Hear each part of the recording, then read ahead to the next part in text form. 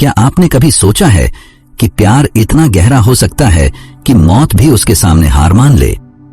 जब राधा का आखिरी समय आया होगा तो वहां का माहौल कैसा होगा? कहा जाता है कि श्री कृष्ण की 100 से भी ज्यादा रानियां थीं, लेकिन उनमें सबसे प्यारी राधा थीं। राधा वह थीं जो श्री कृष्ण के पास रहकर भी उनसे दूर थीं। आखिर राधा की आखिरी इच्छा क्या थी? श्री कृष्ण ने राधा को क्यों छोड़ दिया, जैसे उन्होंने अपने जीवन का एक हिस्सा खो दिया हो? क्या यह सब गांधारी के शाप की वजह से हुआ? क्या राधा और कृष्ण कभी एक हो पाए? आज मैं आप सभी को इन सवालों के जवाब देने जा रहा हूं। कुछ ऐसे रहस्य जो हम सबसे छिपे हैं। यह एक ऐसी प्रेम कहानी है जिसका न कोई शुरुआत है और न कोई अंत। आइए हम इस यात्रा पर चलते हैं जहां हम जानेंगे कि कैसे श्री कृष्ण और राधा एक हुए, कैसे उनका प्रेम मृत्यु के बाद भी जिंदा रहा। अगर आप हमारे चैनल पर नए हैं तो इस वीडियो को लाइक जरूर करें और कमेंट में राधे राधे लिखना न भूलें। आप सबने सुना ही होगा कि महाभारत के बाद माता गांधारी ने श्री कृष्ण को श्राप दिया था। उसी श्राप के कारण द्वारका नगरी समुद्र में डूब गई और अंत में श्री कृष्ण ने भी अपना देह त्याग दिया। हम में से ज्यादातर लोग यही मानते हैं कि यहीं पर श्री कृष्ण की कहानी खत्म हो जाती है, लेकिन असल में ऐसा नहीं है। श्री कृष्ण और राधा रानी की एक अद्भुत प्रेम गाथा है जिसे बहुत कम लोग जानते हैं। बरसाना कोई आम जगह नहीं थी, यह एक पवित्र स्थान था। वहां की पुरानी पगडंडियों पर कभी श्री कृष्ण अपनी लीलाएं किया करते थे। आज भी वहां प्रेम, हंसी, बांसुरी की धुन और उस दुख की गूंज बाकी थी जिसने युगों युगों से प्रेमियों को जिंदा रखा है। लेकिन इस प्रेम कहानी की शुरुआत न बरसाने से होती है, न उन गलियों से। इसकी शुरुआत तब होती है जब राधा बूढ़ी हो चुकी थीं। उनका शरीर झुक गया था, लेकिन उनका मन आज भी पूरी तरह श्री कृष्ण का था। उनका दिल आज भी उनके लिए धड़कता था। जब कोई बांसुरी बजाता तो राधा के चेहरे का सारा दुख गायब हो जाता। उनका मन खुशी से भर जाता और एक हल्की सी मुस्कान छा जाती, जैसे पुरानी यादें फिर से ताजा हो गई हों। जब श्री कृष्ण ने मथुरा छोड़ा था तब राधा ने न तो कहीं शरण ली, न ही किसी से शादी की। वे अकेले रहने लगी। हर सुबह वे उठती, यमुना के किनारे जाती और जल चढ़ाती, फिर अपनी कुटिया में लौटकर श्री कृष्ण के आने का इंतजार करती। यही उनकी दिनचर्या थी। वे हर दिन यही करती, मानो उन्हें पक्का यकीन था कि कृष्ण जरूर लौटेंगे। गांव वालों को नहीं पता था कि राधा कौन है और कहां से आई हैं। वे उन्हें एक साध्वी समझते थे, लेकिन सभी जान गए थे कि राधा का सब कुछ श्री कृष्ण को समर्पित है, मानो उन्होंने अपना पूरा जीवन ही कृष्ण के नाम कर दिया हो। एक सुबह राधा अपनी आदत के मुताबिक यमुना तट पर जल चढ़ाने गईं। तभी उन्होंने आसमान की ओर देखा। चारों तरफ सन्नाटा छा गया। उनके दिल में एक अजीब सी हलचल हुई, जैसे पूरा ब्रह्मांड उन्हें कुछ बताना चाहता हो। उसी दिन वे अपनी कुटिया में तुलसी के पौधे के नीचे बैठ गईं और बोली, अब मेरे जाने का समय आ गया है, लेकिन मैं तब तक अपने शरीर को नहीं छोड़ूंगी जब तक श्री कृष्ण खुद मुझे विदा न करें। राधा ने कहा, मैं तभी इस शरीर को त्यागूंगी जब श्री कृष्ण मेरे सामने आएंगे और प्यार से मेरा नाम लेंगे, राधे। यह सुनकर गांव वाले हैरान हो गए। वे सोचने लगे कि इतना बड़ा राजा एक बूढ़ी औरत से मिलने क्यों आएगा, लेकिन किसी ने भी राधा की भक्ति पर शक नहीं किया। राधा ने अपना पूरा जीवन श्री कृष्ण के प्रेम में बिताया था। उनके दिल में आज भी कृष्ण के लिए अनोखा प्रेम था। उधर द्वारका में बैठे श्री कृष्ण का दिल सूना था। कहते हैं, सब कुछ पाने के बाद भी इंसान के पास कुछ नहीं होता। कृष्ण की भी कुछ ऐसी ही हालत थी, लेकिन उनके मन में एक अजीब सा खिंचाव था। उन्होंने अपनी आंखें बंद की और राधा की आवाज उनके कानों में गूंज उठी। उस पल उनके दिल को सुकून मिला, लेकिन आंखों में आंसू थे। उन्होंने सब कुछ छोड़कर तुरंत उस एकांत कुंज की ओर चल पड़े जहां राधा रानी उनकी प्रतीक्षा कर रही थीं। जब श्री कृष्ण वहां पहुंचे तो देखा कि राधा तुलसी के पेड़ के नीचे ध्यान में डूबी बैठी थीं। कृष्ण ने पुकारा, राधे। ये आवाज सुनते ही राधा की आंखें खुल गईं। उनके चेहरे पर खुशी की लहर दौड़ गई। राधा ने कहा, प्रभु, अब मेरे जाने का समय आ गया है। मेरी आत्मा अब शांति चाहती है। कृष्ण ने उनकी आंखों में देखा। उन आंखों में सिर्फ कृष्ण के लिए प्रेम था। न उसे शब्दों में बयां किया जा सकता था, न छिपाया जा सकता था। श्री कृष्ण ने राधा का हाथ थाम लिया। धीरे धीरे राधा की सांसें धीमी होने लगीं और उसी तुलसी के पेड़ के नीचे उन्होंने अपने प्राण छोड़ दिए। लेकिन यह अंत नहीं था। उसी पल एक ऐसा रहस्य जन्मा जिसे सुनकर आप हैरान रह जाएंगे। राधा रानी ने अपने शरीर को छोड़ दिया था और उनकी आत्मा को मोक्ष मिल चुका था, लेकिन उनके आखिरी शब्द अभी भी कृष्ण को भूल नहीं पाए थे। उनके अंतिम शब्द थे, जब इस धरती पर प्रेम का मतलब खत्म होने लगेगा, तब मैं फिर से जन्म लूंगी, मैं वापस आऊंगी, क्योंकि प्रेम हमारे जीवन का सबसे बड़ा हिस्सा है, इसे खत्म नहीं होने दे सकते। जहां राधा ने अपना शरीर त्यागा था, वहां एक नया पौधा उगा। यह पौधा ऐसा था मानो स्वर्ग से आया हो। यह तुलसी से भी ज्यादा चमकदार था। गांव के लोग इसे राधा वृक्ष कहने लगे और इसकी पूजा करने लगे। लेकिन किसी को नहीं पता था कि उस पौधे के नीचे एक रहस्यमय फल था। उस फल में राधा के दोबारा जन्म का रहस्य छिपा था, जिसे जानकर कोई भी हैरान हो जाए। कई साल बीत गए। समय के साथ लोगों के मन में प्रेम की जगह वासना ने ले ली। अब ऐसा समय था जहां लोग प्रेम का असली मतलब भूल चुके थे। वे सिर्फ अपनी इच्छाओं में डूबे रहते थे। तभी बरसाने के पास एक छोटे से गांव में एक किसान के घर एक लड़की का जन्म हुआ। उसका नाम रखा गया ललिता। ललिता कोई आम लड़की नहीं थी। उसे बिना सिखाए ही बांसुरी बजानी आती थी। जब वह बांसुरी बजाती तो पेड़ों के पत्ते हिलने लगते और पक्षी खुशी से नाचने लगते। गांव वाले उसे देवी का रूप मानने लगे। वे कहते, इसे देखकर राधा रानी की याद आती है। ललिता अब 7 साल की हो गई थी। एक दिन वह यमुना नदी के किनारे बैठी थी। तभी वहां से एक संत गुजरे। जैसे ही उन्होंने ललिता को देखा, वे रुक गए और बोले, वही आंखें, वही प्यारी मुस्कान, राधा तुम वापस आ गई। ललिता को अक्सर सपने में एक सुंदर श्याम रंग का पुरुष दिखता। वह कुछ बोलता नहीं, बस बांसुरी बजाता रहता। उसकी बांसुरी की धुन ललिता के दिल को छू लेती थी। वह पुरुष कोई और नहीं, स्वयं श्री कृष्ण थे। एक सुबह ललिता को फिर वही सपना आया। उसने अपनी मां से पूछा, मां, प्रेम क्या होता है? मां ने हंसते हुए कहा, तू अभी छोटी है, तुझे प्रेम का क्या पता। ललिता चुप हो गई, लेकिन उसे लग रहा था कि यह सवाल उसने पहले भी किसी से पूछा है, शायद पिछले जन्म में। एक दिन जब ललिता 13 साल की थी, वह यमुना के किनारे बांसुरी बजा रही थी। अचानक उसकी बांसुरी से वही धुन निकली जो श्री कृष्ण उसके सपनों में बजाया करते थे। जैसे ही वह धुन बजी, जमीन फट गई और उसमें से एक मूर्ति निकली। वह एक स्त्री की मूर्ति थी जिसके हाथ में बांसुरी थी। जैसे ही ललिता ने मूर्ति को उठाया, एक दिव्य आवाज गूंजी, तुम लौट आई राधे। ललिता चौंक गई। उसे समझ नहीं आया कि यह आवाज किसकी है और उसे राधे क्यों बुलाया जा रहा है। समय बीतता गया। अब ललिता का व्यवहार बदलने लगा। उसे जानना था कि वह आवाज किसकी थी, उसका जन्म क्यों हुआ, राधा कौन है और प्रेम और कृष्ण जैसे शब्द उसे इतना क्यों आकर्षित करते हैं। अब आगे की कहानी और भी रोमांचक और रहस्यमयी होने वाली है, तो उससे पहले इस वीडियो को लाइक करना ना भूल। उसी समय एक संत हिमालय में कई सालों की तपस्या करके बरसाने लौट रहे थे। जब उन्होंने ललिता को देखा तो वे हैरान रह गए। वे बोले, कई युग पहले मैंने राधा की ऐसी ही आंखें देखी थीं।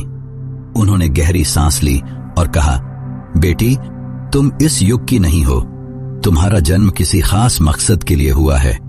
ललिता ने पूछा, कैसा जन्म और क्या मकसद? संत ने पुरानी बातें याद करते हुए कहा, आज के युग में प्रेम सिर्फ एक शब्द बनकर रह गया है। तुम्हें इस युग को सिखाना है कि सच्चा प्रेम क्या होता है। अब बरसाने की गलियों में एक नई कहानी शुरू होने वाली थी। असल में यह कहानी नई नहीं, बल्कि राधा के दोबारा जन्म की पुरानी कहानी थी। ललिता अब जवान हो रही थी। उसका मन बेचैन रहने लगा, जैसे कोई उसे बार बार पुकार रहा हो। वह हर दिन यमुना के किनारे बैठकर उस शख्स के बारे में सोचती जिसका चेहरा उसे याद आता था। वह शख्स कोई और नहीं, श्री कृष्ण थे, एक दिन ललिता ने अपनी मां से उत्सुकता में पूछा, मां, क्या प्रेम बिना बोले भी हो सकता है? मां ने जवाब दिया, बेटी, सच्चा प्रेम वही है जो बिना कुछ कहे दिल से दिल तक पहुंच जाए। लेकिन ललिता का मन तो उस शख्स के लिए धड़क रहा था जिसे वह जानती तक नहीं थी, जिससे वह कभी मिली भी नहीं थी। एक दिन संत ने ललिता को अपने आश्रम बुलाया और कहा, राधा, अब समय आ गया है। कृष्ण ने इस युग में जन्म ले लिया है, लेकिन वे एक ब्रह्मांड के रूप में आए हैं। तुम्हें उन्हें ढूंढना होगा। ललिता खुशी से झूम उठी, क्योंकि जिस पल का वह सालों से इंतजार कर रही थी वह पल आ गया था। ललिता ने पूछा, संत जी, मैं कृष्ण को कैसे पहचानूंगी? संत ने जवाब दिया, जब तुम उनके सामने जाओगी तुम्हारा दिल खुद बता देगा कि वे कृष्ण हैं। लेकिन संत ने चेतावनी भी दी, यह युग बदल गया है। अब तुम्हारी परीक्षा और भी मुश्किल होगी। तुम्हें पूरे संसार से लड़कर प्रेम का असली मतलब समझाना होगा। श्री कृष्ण इस युग में एक युवा साधु के रूप में जन्म ले चुके थे, जिनका नाम था अनंतानंद। वे लोगों को उपदेश देते थे। कोई नहीं जानता था कि अनंतानंद असल में कौन है। वे अपने प्रवचनों में कहते, प्रेम का मतलब है त्याग और समर्पण। प्रेम शरीर का नहीं, आत्मा का रिश्ता है। उनके शब्द लोगों के दिल को छू जाते थे और लोग सुनकर रो पड़ते थे। लेकिन अनंतानंद भी अंदर से अधूरा महसूस करते थे। वे हर रात यमुना के किनारे बैठकर उस स्त्री की याद में खो जाते थे जो उनके सपनों में आती थी। एक दिन संत के कहने पर ललिता ने अपने माता पिता को प्रणाम किया और अपने उस अनजान प्रेम की तलाश में अकेले निकल पड़ी। उसके पास सिर्फ एक छोटी बांसुरी थी और मन में पक्का इरादा। वह गांव-गांव घूमती, कभी कथाएं सुनती, कभी साधुओं से मिलती, इस उम्मीद में कि उसे उसका प्रेम मिल जाए। लेकिन किसी साधु में वह चमक नहीं थी जिसकी उसे तलाश थी। कई दिन बीत गए, पर ललिता को उसका रास्ता नहीं मिला। एक दिन एक बूढ़ी औरत ने ललिता से पूछा, बेटी, तुम इधर उधर क्यों भटक रही हो? ललिता ने जवाब दिया, मैं किसी को ढूंढ रही हूं। बूढ़ी औरत ने ललिता को देखकर राधा की याद की और कहा, तुम बांसुरी बजाओ। जो तुम्हारे लिए बना है वह बांसुरी की धुन सुनकर खुद तुम्हारे पास आ जाएगा। ललिता गांव-गांव घूमती, बांसुरी बजाती। 8 गांव बीत गए, पर वह शख्स उसे नहीं मिला। फिर एक दिन ललिता एक पहाड़ की चोटी पर खड़ी होकर बांसुरी बजाने लगी। उसी पल कई मील दूर अनंतानंद की आंखें नम हो गईं। उन्हें वह धुन सुनाई दी। ललिता को भी लगा कि यह धुन उसे अपनी ओर खींच रही है, लेकिन वह अनंतानंद को ढूंढ नहीं पाई। अब वह थक चुकी थी, उसकी हिम्मत टूटने वाली थी। तब ललिता ने प्रण लिया, अगर अगली पूर्णिमा तक मैं उसे नहीं ढूंढ पाई तो यमुना के किनारे अपनी जान दे दूंगी। उस दिन ललिता ने आखिरी बार अपनी बांसुरी बजाई। उसकी धुन इतनी गहरी थी कि सुनने वाला भीग जाए। उसी पल हिमालय में बैठे अनंतानंद को वह धुन सुनाई दी। वे उस धुन को पहचान गए। इसके बाद अनंतानंद ने हिमालय छोड़ दिया। उसी रात ललिता को एक खास सपना आया। इस बार सपना साधारण नहीं था। इसमें राधा और कृष्ण यमुना के किनारे साथ बैठे थे। राधा ने कृष्ण से पूछा, प्रभु, क्या इस बार भी मेरी प्रेम कहानी अधूरी रह जाएगी? कृष्ण ने जवाब दिया, नहीं राधे, इस बार दुनिया को तुम्हारे प्रेम की पूरी कहानी दिखेगी। सपना टूटा और ललिता के मन में एक नई उम्मीद जागी। अब वह वहां पहुंच गई जहां अनंतानंद आने वाले थे, वृंदाधाम। वृंदाधाम कोई आम जगह नहीं थी। यह एक पवित्र स्थान था जहां कहा जाता है कि राधा रानी ने कसम खाई थी कि जब तक उनका प्रेम अधूरा रहेगा वे बार बार लौटेंगी। उसी समय वृंदाधाम में एक कथा चल रही थी जिसे अनंतानंद सुना रहे थे। ललिता वहां पहुंची और दूर से ही अनंतानंद को देखा। पीछे खड़ी ललिता उनके चेहरे को पहचान रही थी।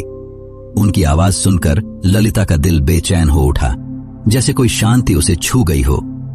उनकी बातें उसे बहुत प्रभावित कर रही थीं। अनंतानंद उस कथा में प्रेम के बारे में बता रहे थे। वे कह रहे थे, प्रेम वह नहीं जो आपके साथ रहे और आपके साथ जिए। सच्चा प्रेम तो वह है जो दूर रहकर भी आपके दिल के पास हो। वे यह बोल ही रहे थे कि उनकी नजर ललिता से मिली। दोनों एक पल के लिए मूर्ति की तरह रुक गए। अनंतानंद ने कथा छोड़ दी और ललिता की ओर दौड़े। ललिता ने धीरे से पूछा, क्या आज भी मेरी आवाज आपको सुनाई देती है? अनंतानंद ने उनकी आंखों में देखकर कहा, राधे, तुम आ गई।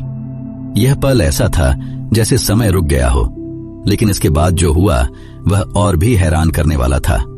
अचानक आसमान में काले बादल छा गए। तभी एक साधु जिनका नाम कुरंगनाथ था वहां प्रकट हो गए। वे नहीं चाहते थे कि राधा और कृष्ण का मिलन पूरा हो। उनका मानना था कि अगर ऐसा हुआ तो लोग प्रेम को धर्म से बड़ा मानने लगेंगे, जो समाज के लिए ठीक नहीं होगा।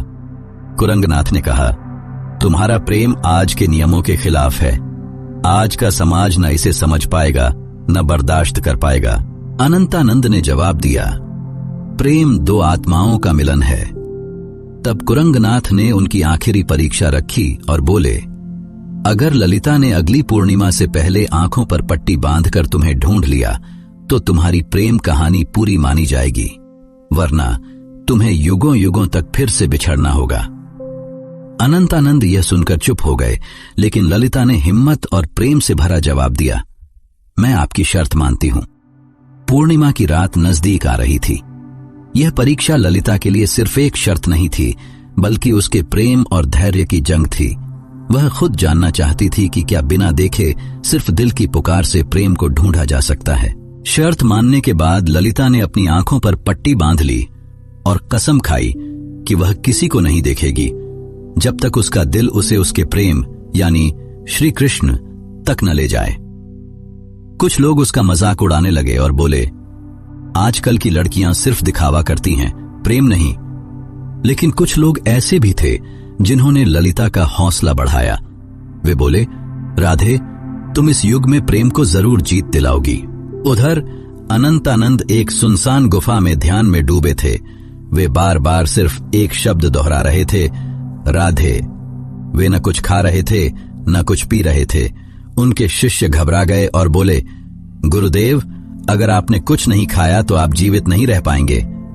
अनंतानंद ने जवाब दिया, मेरा जीवन तो सिर्फ राधे में बसता है। उन्होंने अपने शिष्यों को सख्ती से कहा, ललिता को मेरे ठिकाने के बारे में कुछ नहीं बताना और न ही उसकी कोई मदद करनी। वे भी जानना चाहते थे कि क्या इस युग में भी राधा सिर्फ अपनी आत्मा की पुकार से उन्हें ढूंढ पाएगी। ललिता ने आंखों पर पट्टी बांधी और गांव गांव घूमने लगी। वह हर साधु से पूछती, क्या आप अनंतानंद हैं? लेकिन कोई भी वह शख्स नहीं था जिसे वह ढूंढ रही थी।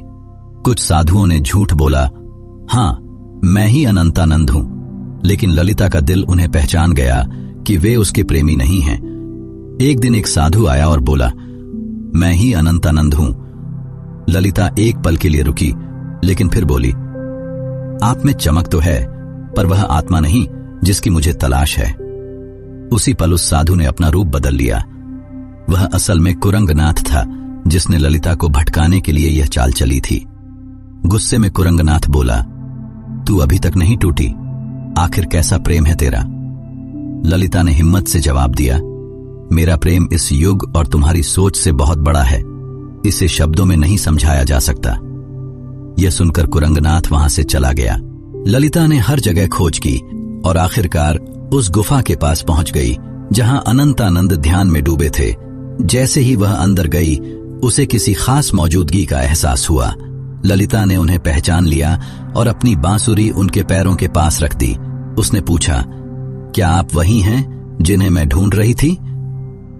अनंतानंद ने बांसुरी उठाई और वही धुन बजाई जो ललिता को यमुना के किनारे और सपनों में सुनाई देती थी। फिर उन्होंने ललिता की आंखों की पट्टी खोली और कहा, राधे, इस बार भी तुमने मुझे अपने शरीर से नहीं बल्कि अपने दिल और आत्मा से पहचान लिया। दोनों की आंखों में आंसू आ गए। उनकी आंखों में कई सालों की थकान थी जो अब खत्म हो रही थी। तभी एक साधु आए और बोले, राधा और कृष्ण, तुम्हारा प्रेम तभी पूरा माना जाएगा जब समाज इसे स्वीकार करेगा, तभी यह रिश्ता पवित्र साबित होगा। ललिता ने जवाब दिया, प्रेम तो समाज के नियमों से आजाद होता है, इसे किसी सबूत की जरूरत नहीं। लेकिन अनंतानंद ने समझाया, राधे, अब समय बदल गया है। यह समाज प्रेम का असली मतलब भूल चुका है। फिर उन्होंने साधु से पूछा, हमें क्या करना होगा? साधु ने कहा, तुम्हें राजसभा में जाना होगा और राजा व वहां के लोगों को समझाना होगा कि एक साधु और साध्वी भी प्रेम के रिश्ते में बंधकर धर्म के रास्ते पर चल सकते हैं। अगले दिन ललिता और अनंतानंद राजसभा में पहुंचे। राजा ने कहा, यह क्या सुन रहा हूं कि एक साधु ने ब्रह्मचर्य तोड़ दिया है? अनंतानंद ने जवाब दिया, महाराज, मैंने कोई नियम नहीं तोड़ा, मैंने तो सिर्फ अपने प्रेम को अपनाया है। प्रेम कोई वासना नहीं बल्कि आत्मा का मिलन है। कई युग पहले जब राधा और कृष्ण ने प्रेम किया था तब भी समाज ने यही कहा था। फिर भी वे समाज की वजह से अलग रहे और समाज चुप रहा। ललिता आगे बढ़ी और बोली, मैंने इन्हें सिर्फ शरीर से नहीं बल्कि दिल से भी चाहा है। अपने प्रेम को साबित करने के लिए मैंने कठिन परीक्षा दी है। फिर ललिता ने कुरंगनाथ की शर्त और अपनी परीक्षा की पूरी कहानी सभा को सुनाई। यह सुनकर राजा और सारी सभा चुप हो गई। सभी को राजा के फैसले का इंतजार था। राजा ने कहा, जब मैं छोटा था मेरी मां मुझे राधा और कृष्ण की अमर प्रेम कहानी सुनाती थीं। जब मैं पूछता कि उन्होंने शादी क्यों नहीं की तो मां चुप हो जाती थीं। आज मुझे समझ आया कि शादी समाज का नियम है लेकिन प्रेम आत्मा का, इसलिए मैं इस प्रेम को मानता हूं। उस दिन से प्रेम की एक नई मिसाल बनी। कई युगों बाद राधा और कृष्ण का मिलन फिर से पूरा हुआ। तो दोस्तों, यह थी वह कहानी। अगर आपको यह पसंद आई तो हमारे चैनल को सब्सक्राइब जरूर करें ताकि हम ऐसी और भी शानदार कहानियां आपके लिए लाते रहें।